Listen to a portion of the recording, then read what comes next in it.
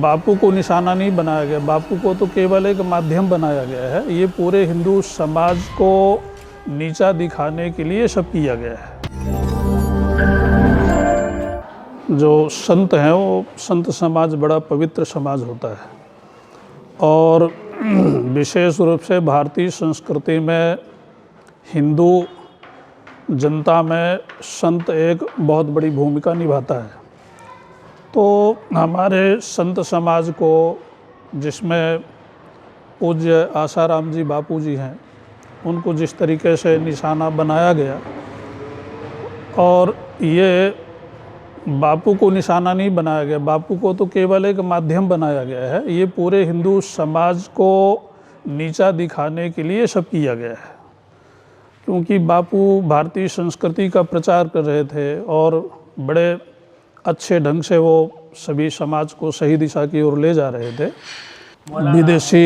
विदेशी जो मिशनरियाँ हैं, तो उन लोगों ने, क्योंकि उनके पास पैसे की कमी नहीं है, उनके पास हर तरह से वो सामर्थ्यवान है, तो इसलिए उन लोगों ने भारतीय संतों को टारगेट बनाया कि इनको अगर हम नीचा दिखाएंगे किसी माध्यम से, तो अपने आप ही हिंदू समाज हमारी ओर आएगा कि भाई संतों में तो ये कमज़ोरियाँ हैं, संत तो ऐसे होते हैं, संत तो ठीक नहीं होते हैं।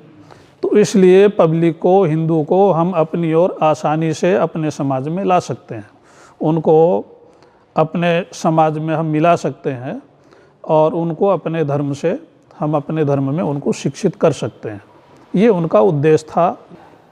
देश की जनता को ये सोचना पड़ेगा और विशेष रूप से हमारे हिंदू भाइयों को ये सोचना पड़ेगा कि अगर हमको देश को बचाना है तो सबसे पहले, जैसे हमारे धर्म गुरु हैं, साधु समाज हैं, तो वो जो बात बोल रहे हैं उनको उस बात को अपने जीवन में मुख्य रूप से उतार करके और काम करना पड़ेगा। जैसे आदिवासी क्षेत्र की आपने बात की, बापू आसाराम जी काम कर ही रहे थे, तो उनको तो इस तरीके से फंसा करके उनको जेल में डाल दिया। उनको 8 साल 9 साल हो गया, अभी तक उनको जमानत भी नहीं हो रही है। तो ये हिंदू समाज के लिए एक बहुत बड़ी सोचनीय विषय है और दुखद बात है। तो उनकी जमानत होनी चाहिए और हमारे साधु समाज को भी इस विषय में काम करना चाहिए कि उनकी जमानत हो, और साधुओं को भी एक होना चाहिए और हिंदू समाज को इस विषय में भी एक हो करके कार्य करना चाहिए।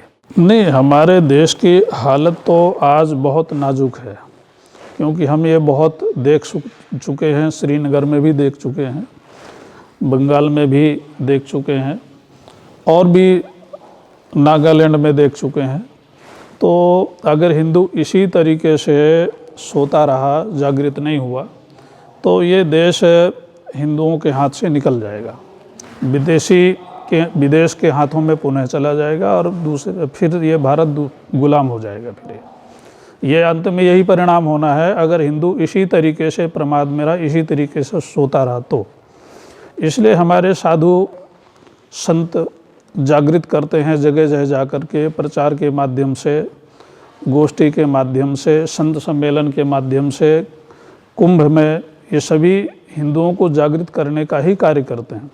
इसीलिए विदेशी ताकतों ने साधुओं को टारगेट शुरू किया है कि साधुओं किसी तरीके से इनका मुख बंद किया जाए, इनके ऊपर हमला कराओ, इनको बदनाम करो, ताकि हिंदू समाज अपने आप कमज़ोर हो जाएगा और हम पुनः ये भारत को गुलाम बना सकेंगे।